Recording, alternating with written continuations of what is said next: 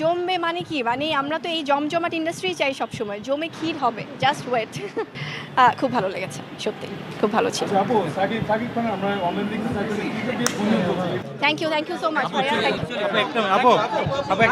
এটা আসলে হয় কি, কারণ অনেক ইউজ আছে তো।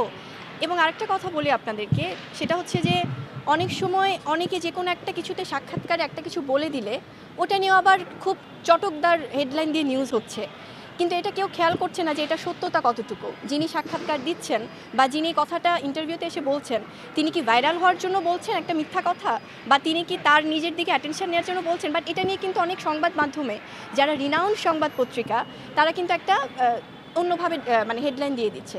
সো আমার কাছে মনে হয় এটা উচিত না। যাদেরকে নিয়ে কথা বলা উচিত সেটা আসলে সুন্দর করে ক্ল্যারিফাই করে দেন একটা সুস্থ পরিবেশ রাখা উচিত।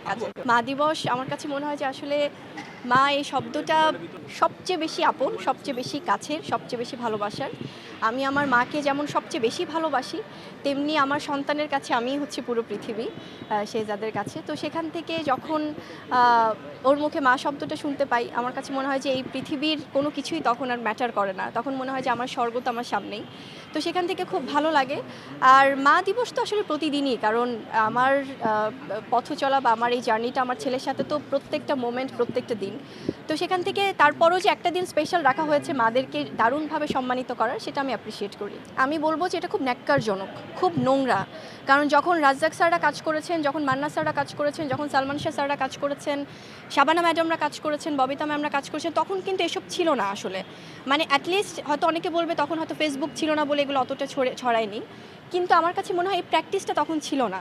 এখনকার শিল্পীদের মধ্যেও আমি দেখি অনেক সিনিয়র শিল্পীরা যারা কিনা এত নোংরাভাবে মিথ্যা কথা বলে, মানে I am sorry to say, তাদের প্রতি আসলে সম্মানের শটাও তখন থাকে না। যখন মনে হয় যে এদের এত মানে সিনিয়র তারা বয়সের দিক থেকে, কাজের দিক থেকে, তখন মনে হয় যে এরা নিজেরা তো জানে যে এরা মিথ্যা বলছে।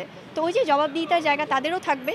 তো এই জবাবদিহিতার আওতায় আসলে সবাইকে আসতে হবে আমার কাছে মনে হয়। থ্যাংক ইউ ভাইয়া, প্রশ্নটা করেছেন। কারণ অনেক সময় হয় কি, হয়তো আমাকে অনেক গণমাধ্যম কর্মীরা পায় না, যেহেতু আমি একটু শুটিংয়ে হয়তো কিছুটা সময় ব্যস্ত থাকি বা একটু পরিবারের সাথে ব্যস্ত থাকি, যার জন্য অনেকের মধ্যে হয়তো ভুল বোঝাবুঝি তৈরি হয়। তো যখন আপনাদেরকে আবার একসাথে পাই, তখন সেগুলো সব কিছু আসলে ট্রাই করি যে সেই ভুল বোঝাবুঝি যেন অবসান হয়, যেন সব কিছু ক্লিয়ারলি আপনারা অ্যান্সারটা পান। অবশ্যই আমার যখন দুটি মুভি রিলিজ হয়, সেটা দেয়ালের দেশ এবং মায়া, আমি কিন্তু আপনারা খেয়াল করবেন আমার প্রত্যেকটা ইন্টারভিউতে আমি কিন্তু আমার দুটো সিনেমার কথা বলি। মুভ করেছে যেখানে আমি অ্যাজ অ্যান আর্টিস্ট আমি মুভ করেছি।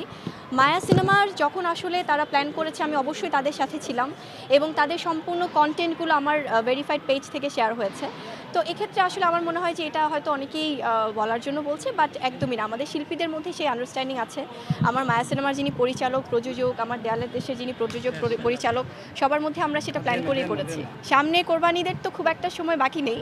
সো অনেক সুন্দর প্রজেক্ট আসছে, আপনারা ইতিমধ্যে হয়তো জানেন যে আমরা যেই সিনেমার শুটিং করছি। সো এটা এভাবে বলতে চাই না, সেটা সুন্দর সময় দেখেই বলতে চাই। পুরা জমবে মানে কি, মানে আমরা তো এই জমজমাট ইন্ডাস্ট্রি চাই সবসময়, জমে ক্ষীর হবে, জাস্ট ওয়েট। খুব ভালো লেগেছে, সত্যি খুব ভালো ছিল। থ্যাংক ইউ সো মাচ ভাইয়া, থ্যাংক ইউ।